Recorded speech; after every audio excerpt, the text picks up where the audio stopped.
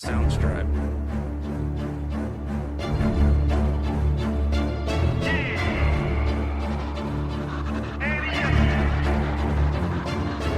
I can't accept the loss, I'm hard-headed. There's a little bit of madness to my method. Many falling off that fine line that I'm treading. I risk anything to be great, and I'm not letting nobody rob me of my victory. Number one, that's what I'm meant to be. When by any means, only thing that makes sense to me, I can make nice or make history. I got that dog in me, yeah, turn me up. Big energy, got the crowd going nuts. I got that dog in me, yeah, up. I take on anyone, I don't need a one-on-one. I got that dog in me, yeah, I'm talking all bite, no bark. I could rip your squad apart. I got that dog in me, so what's up? Yeah, so what's up? I told her move over, enough of that mediocre. I've been the man just cruising around in the stroller.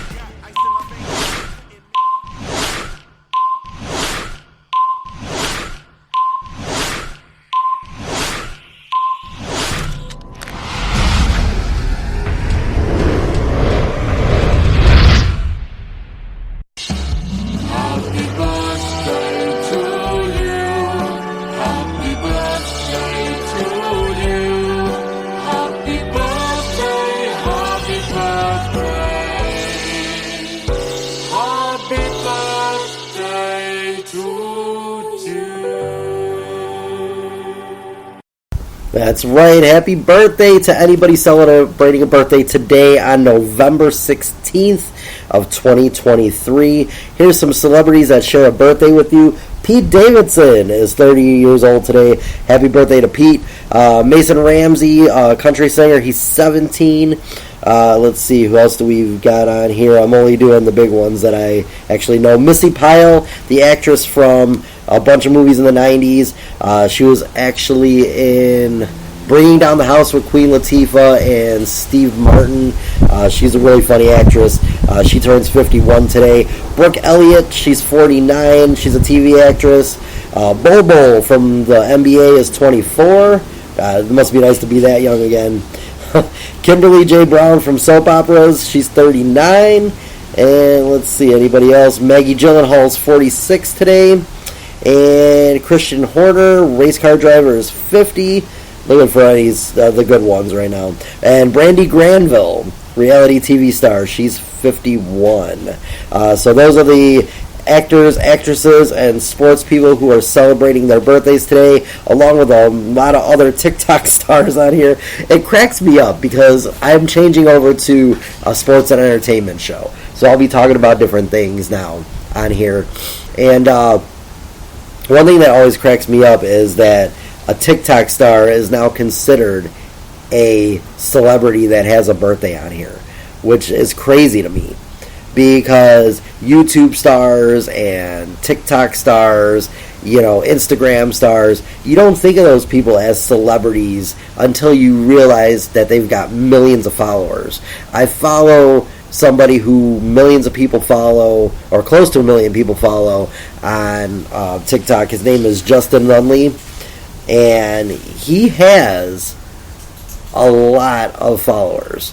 Like, almost as many followers as some lower celebrities do. I'm not talking about the big celebrities that have like 10 million people. I'm talking about the ones who are still big and have close to 1 million. That's crazy. But he is funny, and he literally has his birthday under celebrity birthdays. If you look him up, he's on there. So that's nuts to me. We're going to go into some fun stuff today. We're going to talk. This is now an entertainment show. It is no longer just a sports show.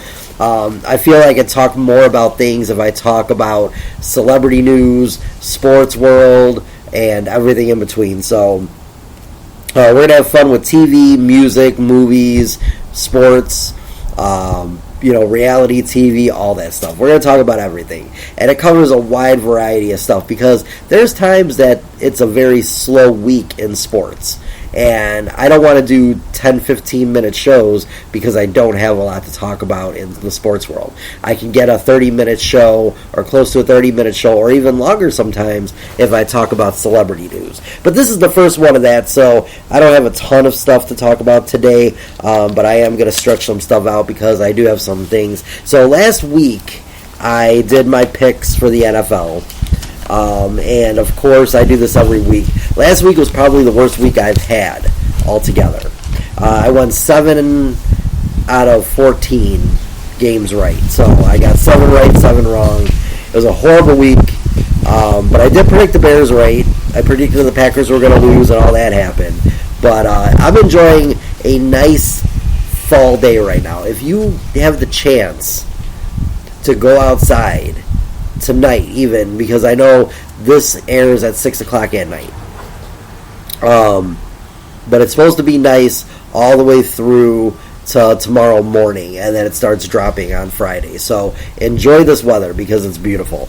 It's about 65 degrees right now while I'm out here, and I'm sure it'll still be around in the 60s around 6, 7 o'clock tonight. So while you're listening to my show, get out there and enjoy some nice weather. But yeah, so last week I went 7 out of 14 on my picks. But I am still 89 out of 60. So 89 wins, 60 losses for 83% for the year through 10 weeks of the NFL season. So let's go with my predictions for Week 11 of the NFL, which starts tonight with the Bengals and the Ravens. I got the Ravens winning on Thursday Night Football. It is going to be a good game, though, between two decent teams, playoff contenders. So that should be a decent one. Sunday, the noon games, I got the Steelers and the Browns. I'm taking the Steelers in that one. Bears and Lions. I'll go more into why I think the Bears are going to win this game. And it's funny because a lot of people may look at me and say I'm a homer, but in a way, I have predicted a few losses out of the Bears this year. But I really do believe that the Bears are going to beat the Lions. And after I'm done with all this, I'll go into why I feel that way. But yeah, we'll go into that in a few minutes. Chargers and Packers. I got the Chargers. Packers are just looking really bad this year.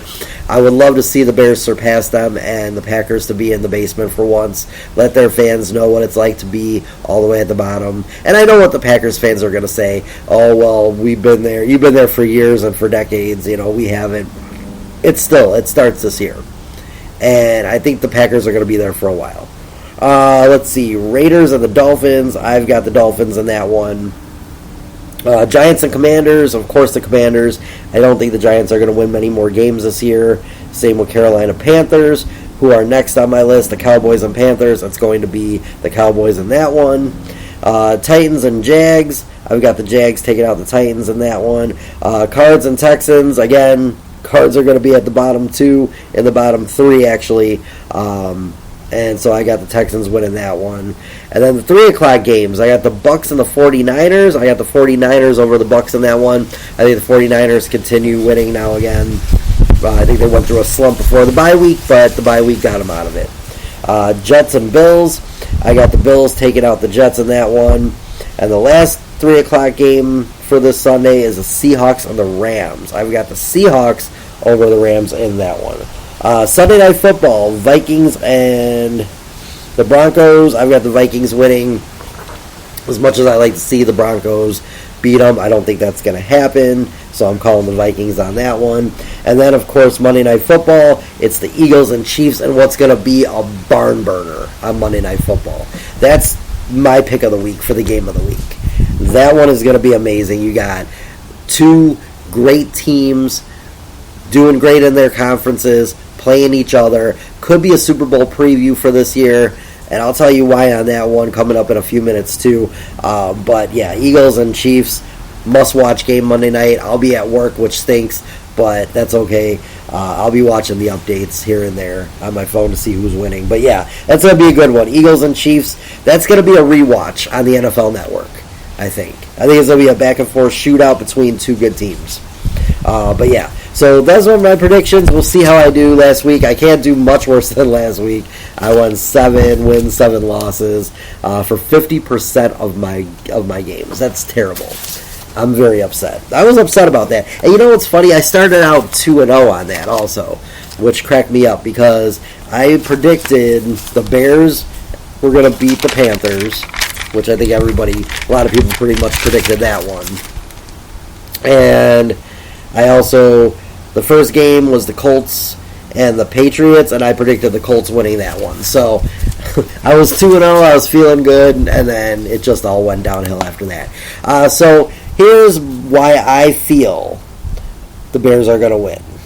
And this goes on Justin Fields coming back. Now, obviously, yesterday, it was announced that probably, most likely, Justin Fields will be starting this Sunday. They feel that he's good, but of course they're going to watch him in practices for a couple more days, which will be today and tomorrow, to see if he's ready to come back. I believe he could have probably came back against the Panthers, but I'm pretty sure the Bears knew they were going to beat the Panthers with or without Justin, so they were like, yeah, let's just keep him out one more week, and why risk him getting hurt in a crappy game. But I am looking right now, and Justin Fields is status healthy. He's not questionable for the week. He's not probable. So I'm looking right now, and in recent news, this was from yesterday, Justin Fields' thumb was a full participant in Wednesday's practice. A dislocated right thumb has kept Fields from playing in the Bears' last 4 games, but after putting him in a full practice Wednesday for the first time since Week 6, he appears on track to end his streak of absences this Sunday in Detroit. According to Larry Mayer of the Bears' official site, head coach Matt Eberflus said earlier Wednesday that Fields is progressing well, and the team plans to have him start against the Lions. Through formal confirmation on the matter may not be made until after Chicago's final practice of the week Friday. Over his first 6 starts before exiting midway through this Week 6 loss to the Vikings with the injury, Fields completed 61% of his passes for 7.4 yards per attempt and 11 touchdowns against 6 interceptions, while accounting for 237 yards and another score as a runner. So that was yesterday. They haven't released anything yet as of today, but his questionable designation is gone, and he is considered 100% healthy. So Justin Fields will most likely be making the start, and the Tyler Bagent show is officially over after 4 games. Here's why I feel the Bears are going to beat the Lions. I think that Justin Fields, even though he said he doesn't have anything to prove to anybody but like the coaches and the GMs and stuff, that's going to be his coming out game, I think, against the Lions. That's a very big division game. Whether or not the Bears still have a shot with 7 games left, if they ran the table, they could go, if they went 7-0, get to 10 wins. They're at 3 right now. They can't be worse than they were last year. They can only be better. So what I'm thinking is this is that game that Justin Fields has to come out and have a big game, and he knows it. He needs at least 300 yards at minimum passing in this game. He needs a good rushing attempt if he can get some open runs, and he needs to throw about 3 touchdowns against the Lions for them to even have a shot at beating the Lions. This is not just a division rivalry game. This is a must-win for Justin Fields. He has to come out and just have an all-out, ball-out game. And that's how I feel. People may disagree and say even in a loss if he looks good. The thing is, though, you've been out 4 weeks. You still mathematically have a shot at the division with 3 wins. You still have a chance possibly at a wild card with the 3 wins. So why not go out there and actually ball out? And just go out there and try to win, because you've got the Lions, then you got the Vikings on Monday Night Football. Then you've got the Lions again right after the bye week. So, I mean, let's look at the Bears' last 7 games and see where they actually have a shot to win and lose. I honestly feel that they have a shot. Oh, and I want to give a big happy birthday shout out really quick. I just saw this as I was looking through my stuff. Lisa Bonet from The Cosby Show. I missed her when I was scrolling through all the people. Lisa Bonet is 56 today from The Cosby Show. Denise Huxtable, one of my favorite characters on the show. So big happy birthday shout out to Lisa Bonet. Hopefully she's going to go out and have some fun for her 56th birthday. But yeah, let's look at the NFL standings right now on ESPN, because really I feel like the Bears still have a shot at a wild card, but I just want to see where the standings are. Oh wait, NFL playoff picture 2023. Let's see if that will give me something. Let's see if we have something good here. So through Week 10, the AFC East standings: Miami Dolphins 6-3 in first place. The Buffalo Bills 5-5, game and a half back. New York Jets 4-5 with 2 games back, and the New England Patriots 2-8, 4.5 games back. I think the Patriots are pretty much out already. The AFC playoff picture through Week 10. Right now, you've got the Kansas City Chiefs at 7-2, Baltimore Ravens at 7-3, Jacksonville Jaguars at 6-3, Miami Dolphins at 6-3, Pittsburgh Steelers in the wild card 1 position at 6-3, Cleveland Browns at 6-3 in the wild card 2, and the Houston Texans at 5-4 in wild card 3. And then looking behind, you've got the Cincinnati Bengals, the Colts, the Buffalo Bills, the Raiders, the Chargers, the Jets, the Broncos. They're 4-5 right now. And then you got the Tennessee Titans at 3-6, and then the New England Patriots at 2-8. So, yeah, NFC playoff picture right now looks like this. You got the Philadelphia Eagles at 8-1, Detroit Lions at 7-2 in the second spot. Right now, the bye week would go to the Philadelphia Eagles. San Francisco's coming in at number 3 at 6-3. New Orleans Saints at 5-5 are the number 4 spot. The 3 wild card positions: Seattle Seahawks at 6-3, Dallas Cowboys at 6-3, and the Minnesota Vikings at 6-4 have the 3rd wild card spot. Now, here's where everybody else stands, with the Vikings at 6-4 and the Seahawks at 6-3. You got the Tampa Bay Buccaneers at 4-5. You got the Washington Commanders at 4-6. You got the Atlanta Falcons at 4-6. Green Bay and Los Angeles at 3-6. You got the Bears at 3-7. The Giants at 2-8 with the Arizona Cardinals, and the Carolina Panthers bringing up the caboose at 1-8. So right now, you still got enough time with 7 games left, because if the Bears ran the table, which I don't believe they will, okay, but let's just say Justin Fields just goes off the last 7 games, comes out, and wins 7 games straight, they will go into 10-7. Most likely, one of these teams will finish around that too. Minnesota will probably not end up with a very big winning record, because they still have one with the Bears. If the Bears beat them, it's the tiebreaker goes to the best, I believe, division record, right? So it depends on who is leading in the division. Right now, the Bears lost to the Packers only and to the Vikings. They're 0-2. But if we beat the Lions twice and we beat the Vikings once and the Packers one more time, that'd be 4-2. I believe we'd have the tiebreaker over Minnesota with that, if we end up with the same record. I still say that the Vikings are going to finish like 9-8. I think that they're not going to win out, especially with Kirk Cousins. Look, they've had a couple of good games without him, but I can't see this kid leading them to that many wins. I just can't. So let's see really quick. Let's look at the Bears' final schedule and see if they can run the table, which, like I said, I'm a delusional fun Bears fan that likes to think that my team could actually win 7 in a row after all this. But we'll see what happens. Here we go. So you got Bears and Lions Sunday. Okay. Bears, I say take that win. Bears and Vikings, I think the Bears can win that. It's on Monday Night Football, but there's no Kirk Cousins. I still think the Bears have a shot. Bears and Lions, if we could beat them at Soldier Field. We got the Browns. We got the Cardinals, we got the Falcons, and we got the Packers. I believe all winnable games. I think we could beat the Browns. I know we could beat the Cardinals. We have a shot against the Falcons. And Green Bay, by that point, may sit love because they don't care at the time, because they'll be in the basement. So, to me, I think the Bears have a chance to possibly go 7-0 if they really wanted to. They won't, but they could. But at minimum, I think they win 4 of those games. If I had to choose 4 wins there, I would take 1 against the Lions this Sunday. I think we beat the Vikings. I think we would lose to the Lions at Soldier Field just because we beat them there and we'll come here and lose. So that's, 2 wins right there. I say we beat the Cardinals. And if I have to pick, I'd rather beat the Packers in the last game. Because, I mean, that to me would be the ultimate to beat the Packers. So if I had to choose,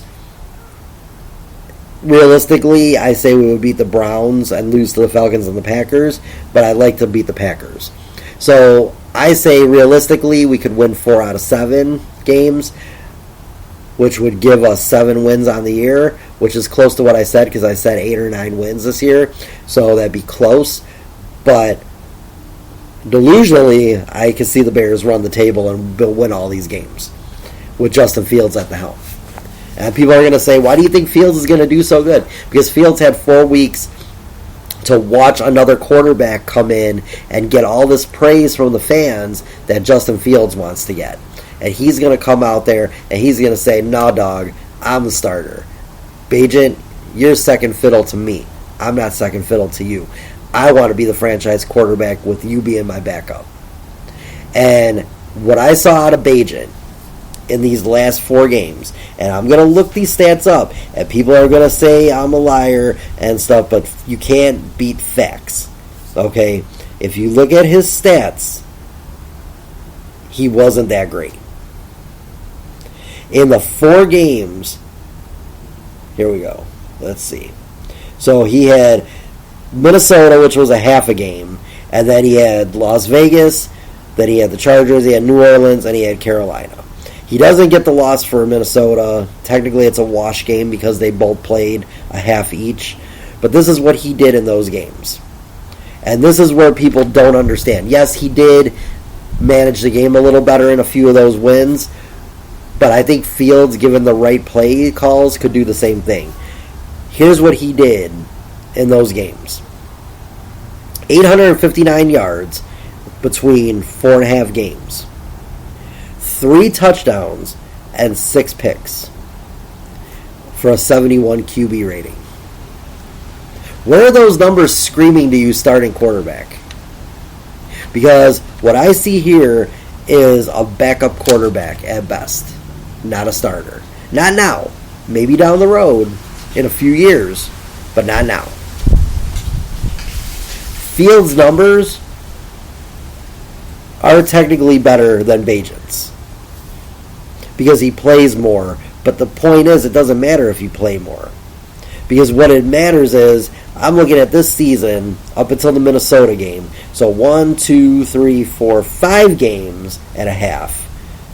He had 1,201 yards, 11 touchdowns, and 6 picks for a 91 QB rating.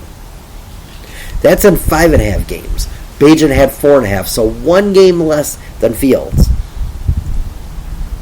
He had 6 picks, but he only had 3 touchdowns. I'm not counting rushing touchdowns. This is only passing touchdowns. So where do you see that Justin Fields is not a better quarterback than Bagent? Am I saying he's franchise quarterback? We'll see by next year. I'll say we'll see in 7 games how close he's got to if you give him that 5th-year option. Because next year is year 4. They have to give him his 5th-year option if they're planning on keeping him. They're going to have to give it to him by the beginning of next season. So they got to see something out of him in 7 games. He's definitely going to be back next year. But they got to put up some kind of good numbers to do that, to get that last extension for his 5th-year contract. I want to see what Justin Fields can do in these 7 games. We'll see. That's going to be amazing. But we're going to talk about something big that I think the fans are going to be excited about that watch TV shows and movies coming up right now. So here is some news about the writers, or the writer's strike ended and the actors were still on strike, obviously. So we had the actors on strike. The writers went back to work, started writing out what they needed to for shows, what they didn't finish. I'm most likely sure a lot of these writers were still writing during the strike, but at home they were probably like writing things like ideas and stuff for the seasons when they come back. But the actors' strike finally came to an end this week, which is exciting because that means that TV shows are going to be back in production and you will see some new shows coming out in 2024. From what I saw, if you are a fan of the One Chicagos and Law and Order shows by Dick Wolf, the Chicago shows are going to start filming the week right after Thanksgiving. So that Monday and Wednesday, I was reading that Chicago Fire, PD, and Med were all going to be back in production. So we should see a new TV shows coming out sometime early 2024. So they're going to be filming again. That's an exciting thing. I can't wait. I know anybody that's a fan of Chicago Fire knows that they ended with some big cliffhangers. Same thing on Chicago PD. We saw Rusick get rushed to the hospital in critical condition. Mouch from Chicago Fire also was in critical condition. Casey on his hand and on his knee proposing to Brett. And what else happened? Oh, and Stella was going to go get Severide.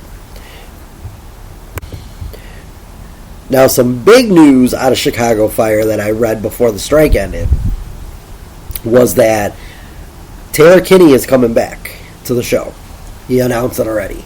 But didn't say for how long. He didn't say if it was just going to be like what Matt Casey's doing right now, with like a show here and there for a little while, or if it's a full-time return to the show. So we'll see what Stella does when she brings back Taylor Kinney, Severide, to the show. So we're going to see what happens.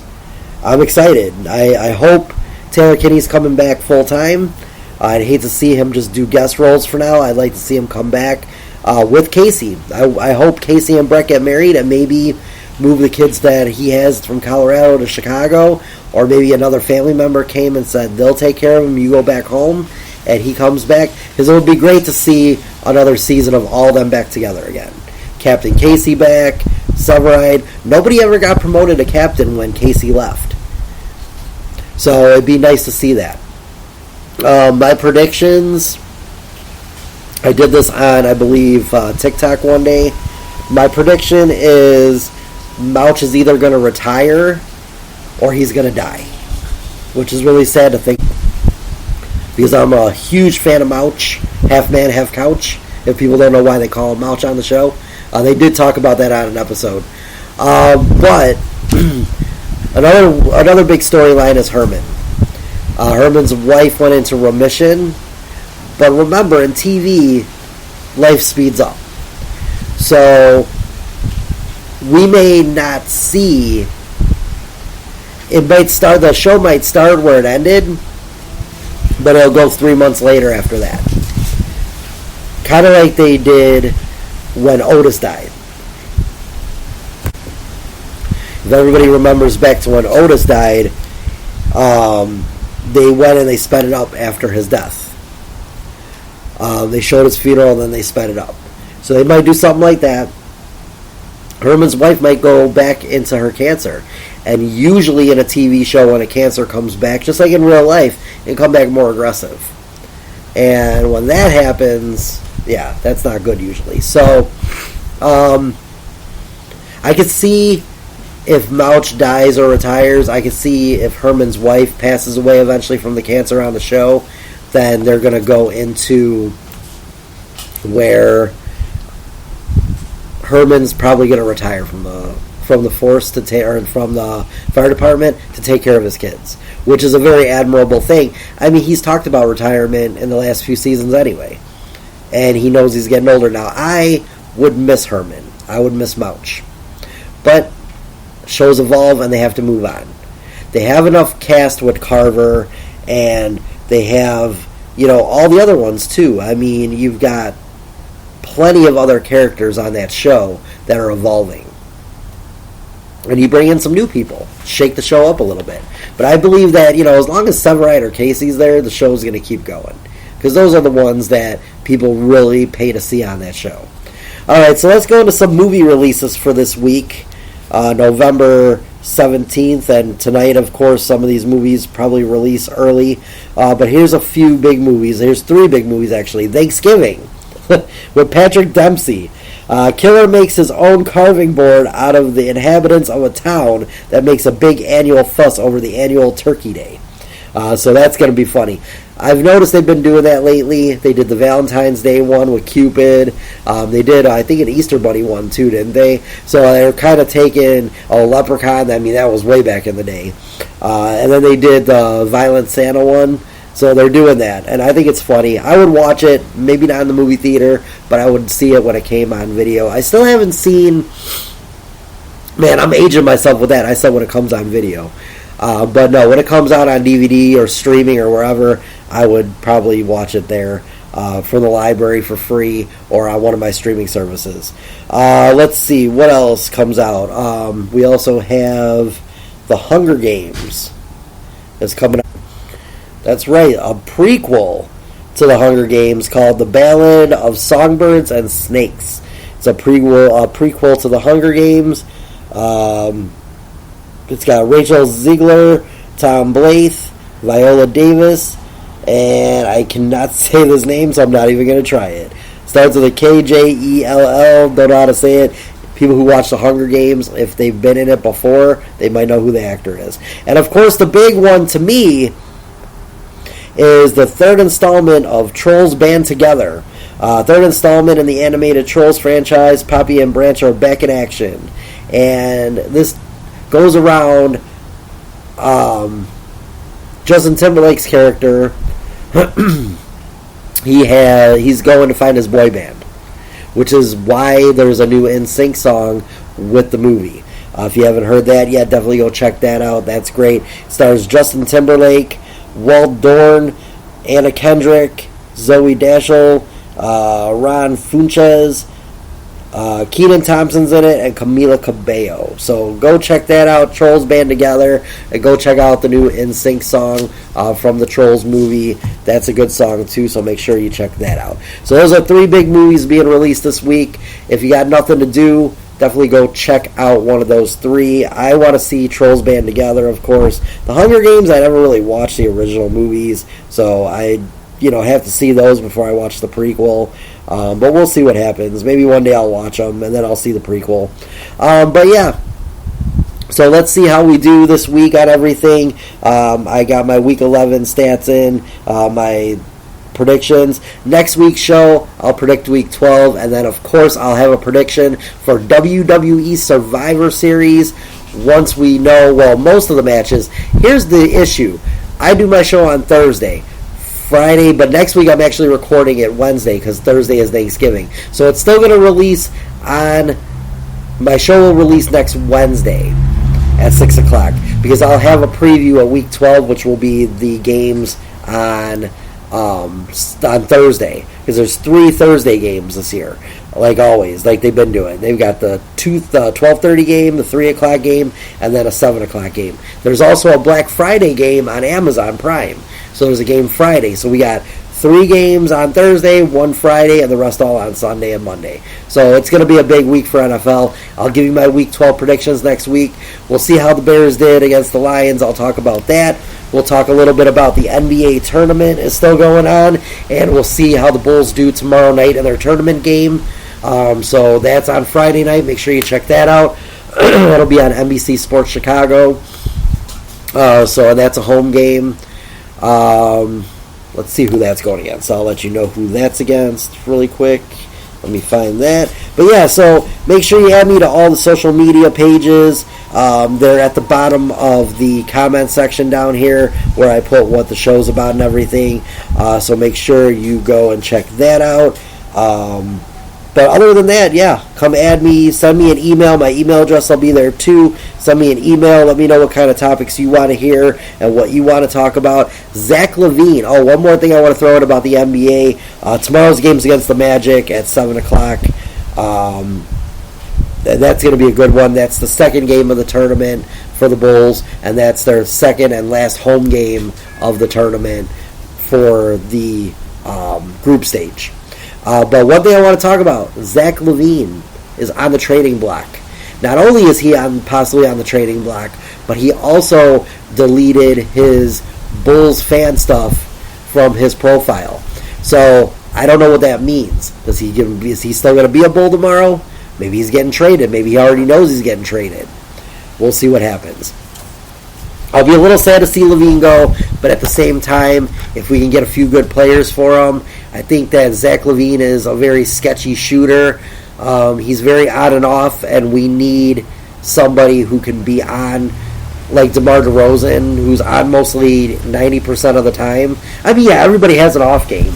But yesterday night in the loss to Orlando, Zach LaVine literally had 19 points. Okay, that's sad. As the leader, he had 19. You got to give me more than that as the leader, because DeMar DeRozan didn't play in that game. He's out right now with a family matter, and so he's not playing right now. You have to step up and score 30 points. You're the leader of the team. You lost by 2. So we'll see what happens tomorrow against the Magic in the tournament. Yesterday they lost to the Magic also. But yeah, the tournament's going to be the Magic and the Bulls. We'll see what happens in that group stage. Right now the Bulls are 0-1 in group stage competition. Celtics lead their division 1-0. The Nets are 2-1 already, which means they played 3 games already of the tournament. That's crazy. The Raptors haven't even played any. This is weird. I don't understand how this works. But the Bulls right now, 0-1. Magic 0-1. Wait, how could that be? Oh, yeah, because the Bulls lost to... Who did the Bulls play in the first round of that? I forgot who they played in the first game. I'll have to look that up next week. But, yeah, so that's the group stage for now for the Chicago Bulls. But we'll see what they do tomorrow. Go Bears. Go whoever your teams are. Oh, wait, one more thing I want to talk about. See, and this is why I love doing a longer show. But hold on one second. I want to go over the NCAA and tell you who the top 25 are. So here we go. Here's the top 25 in the NCAA. We've got Georgia, who's 10-0 right now. Michigan coming in at number 2 at 10-0. Ohio State is number 3 at 10-0. Florida State, number 4 at 10-0. Washington is 10-0 at number 5. Oregon at number 6 at 9-1. Texas is at 9-1 at number 7. Alabama Roll Tide at 9-1 at number 8. And Louisville is number 9 at 9-1. Oregon State comes in at the number 10 spot at 8-2. Missouri is number 11 at 8-2. Penn State is at number 12 at 8-2. Mississippi right now, number 13 at 8-2. Number 14 is Oklahoma at 8-2. Go JR. If you're a wrestling fan, you know what that means. Number 15 is LSU at 7-3. Number 16 is Utah at 7-3. Here's where it's funny. Tulane is number 17 at 9-1. Hold on one second. All right, so we did Tulane. I had to pause it for a second because of the fire truck. It was really loud. Let's see. So I was at number 17, Tulane at 9-1. Number 18, James Madison is at 10-0 at number 18. Nowhere near the top number 5 or 6 teams. That's crazy. Let's see. Arizona is number 19 at 7-3. Notre Dame is at 20 at 7-3. Tennessee is 21 at 7-3. The University of North Carolina is 8-2 and at number 22. Kansas State is coming in at number 23 at 7-3. Let's see. Oklahoma State is 7-3 at number 24. And Liberty is 25 at 10-0. So funny. So crazy how that happens. But there's your NCAA football rankings. They're already at 10 games in. That's crazy. Only a couple more left. We'll see who's going to make it to all the bowls starting in December and, of course, early January. And we'll see who makes the playoffs in that, too. So I'm going to leave for now. But I will be back next week. I've got a bunch of topics for next week already brewing. So we'll be back. Of course, we're doing we're doing everything. We're doing entertainment. So if you have something you want to talk about, email me. We do TV, movies, music, entertainment news, celebrity news, sports. We talk about wrestling. We talk about pretty much anything. So if something you want to talk about, email me. The email address is in the show notes, so make sure that you go check that out. And also, of course, my show notes have all my social media on there, TikTok, everything, so make sure you follow me on there. I'm going to go for now. I will see everybody next week. Until then, stay safe and stay healthy. And like Charlie would say, if he wasn't in school, don't die. So yeah, I'll see everybody later. Peace.